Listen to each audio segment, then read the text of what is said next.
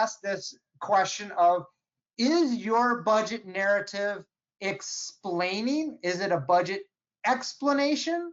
Or is it justifying, where it's a budget justification? Explaining answers the question, what? Here is what is going on when we put that budget together. When we get to the justification, in a word, it's answering why. Why do we need this stuff? It goes beyond the mathematical calculations. So on the next several slides, we're going to give one budget sample, and then we're going to walk through the narrative piece. Now, we put up this streamlined budget sample. There's no tricks in here, right? This is not about did the numbers add up right. We just need to set the context for which the written discussion occurs after this. So we have a 3-year budget where a PI is working for about 1.3 months in the summer. They've got 4 undergraduate students working full-time in the summer, some fringe benefits, a PI and a student are going to a conference, some materials and supplies, direct costs. And in this case, indirect costs are 45% of salary, wages, and fringe benefits. So they're using the salaries and wages rate rather than the MTDC rate. So that's what this is all about. This is just a bare bones one. Set that thought aside and let's move forward with the budget explanation versus budget justification examples. So this first slide you'll see is budget explanation. This is kind of the classic approach that we see when research administrators are supporting their faculty members. They had the numbers from their Excel spreadsheet or the previous slide that you saw, and here they're starting to put a little bit of context about it. The PI is responsible for overall management and direction and will be mentoring the student researchers. PI has a 9-month appointment and is requesting 1.35 months salary for each of 3 years. Calculations use an assistant professor base salary and include a 4% cost of living adjustment. This has been the classic research administrators putting information into this budget narrative.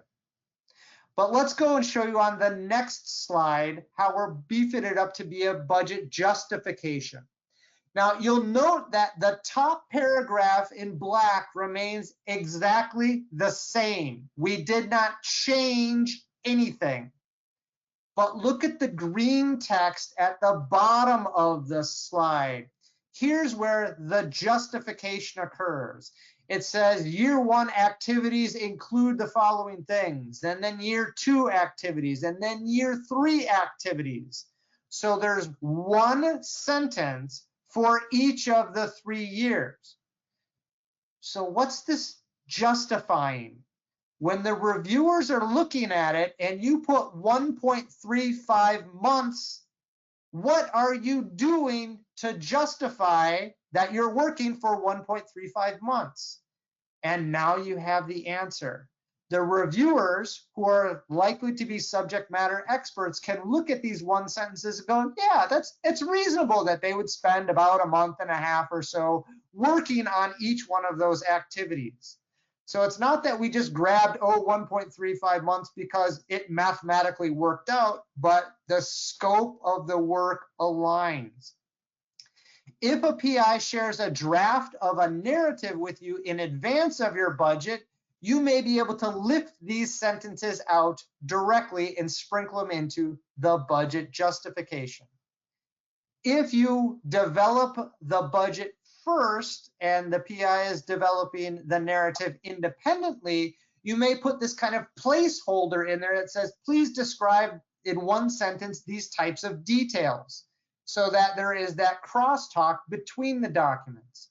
Or said differently, the situation that we're trying to avoid is that the narrative and the budget are each developed in their own silos and never the two shall cross. We do not want that to happen.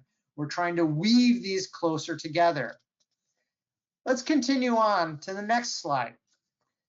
You'll start to see a pattern with these, and we'll move much more quickly. So we said that the first was the PI, and then the other personnel in this case were the undergraduate students.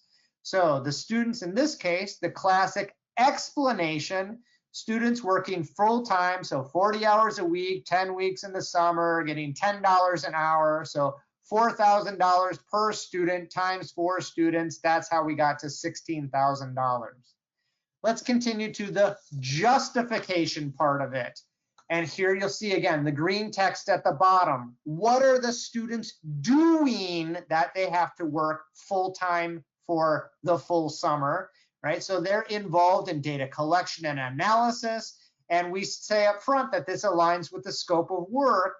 We point out that the objectives are designed so that each student researcher has their own production targets, responsible for characterizing one technique. And in year 1, here is the technique. In year 2, here's the technique. And year 3 is the technique that they're looking at. And you know what we did in the middle of that green section? There's one sentence in purple. And this says, at our university, we have 50 years of experience recruiting and preparing undergraduates for this type of work. So as a predominantly undergraduate institution, if there are reviewers from R1s, they may say, your students can't handle that. And it becomes a reason to strike. And what we've done is we've anticipated that rejection and pushed it back and say, not only can they do it, been there, done that. We have a history of doing that. We know how to get them into it. So not only is it a good project, but it's happening within a good environment. Hopefully this type of sentence is also in the narrative proper, right? Establishing not just project credibility, but institutional credibility. Continuing forward then, we have fringe benefits. Classic, we just say our rate is what it is, it's 50%. Moving forward, there are some sponsors that say, well, boy, that 50% rate, what is it composed of? And so in green, they broke down that 50% rate into health insurance, life insurance, vision, dental, and so forth. But notice what we did with the very last sentence. Here's again the power of persuasion. So what that the rate is what it is, we said this diversity of benefits contributes to a high retention rate among faculty and staff at the university. So it's justifying the rate. If you're applying to a federal agency, they may not be concerned about a 50% fringe benefit rate. If you're applying to a private foundation, that may feel awfully high to them. And so here we're again establishing that why we have this particular rate.